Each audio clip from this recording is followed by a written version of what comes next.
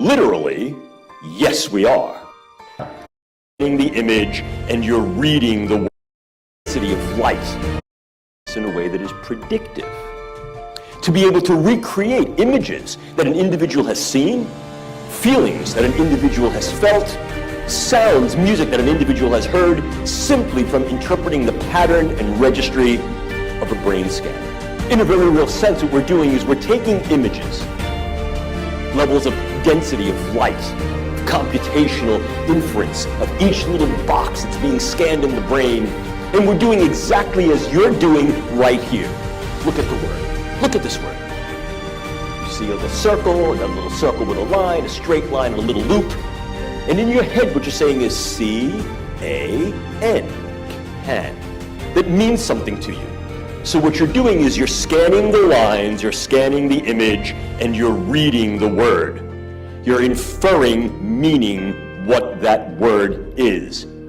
So, are we in fact scanning the brain and reading the mind? Literally, yes, we are. Patent number 6011991, remote brain computer interface neural monitoring, i.e. via satellite, directed not necessarily by human handlers, but by a computer system that sits on a global information grid in a network-centric environment. They can not only monitor your thoughts, but they can modify your behavior remotely. Your brain reality is your reality.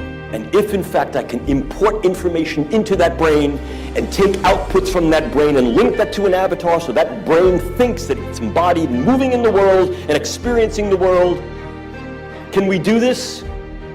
Yeah, we can do these kind of things. So there's no need for external hardware.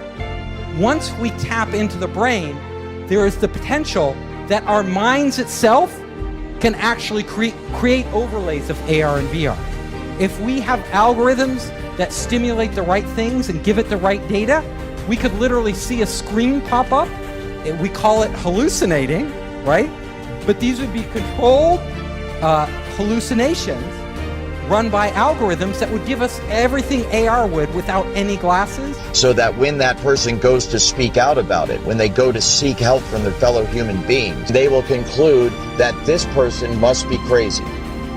And as a result, they will recommend psychological evaluation for that person. You can see the way this is going to go and the way it is going right now.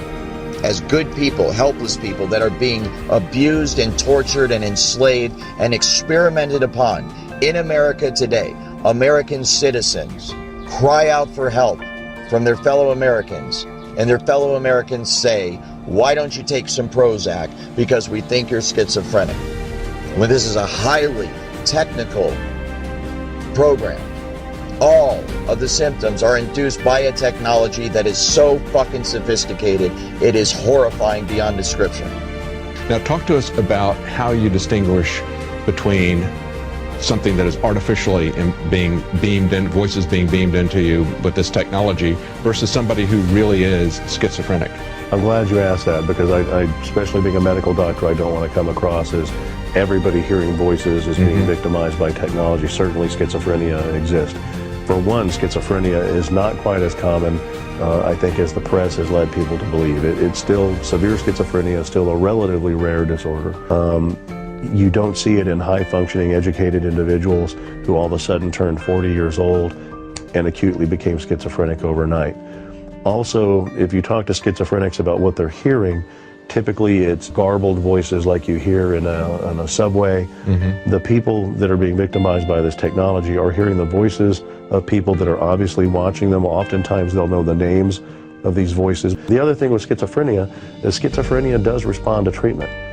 You can put schizophrenics on medication and they'll improve. People that are being victimized by this technology, you can put them on any array of the medications used for schizophrenia or delusional disorder, and they still hear the voices, they still get stalked, and they still get attacked. In reviewing the common rule, it's very obvious that there's a lot of loopholes to informed consent. All of the horrific experiments you've mentioned, Willowbrook, MKUltra, radiation experiments, mostly were done without informed consent.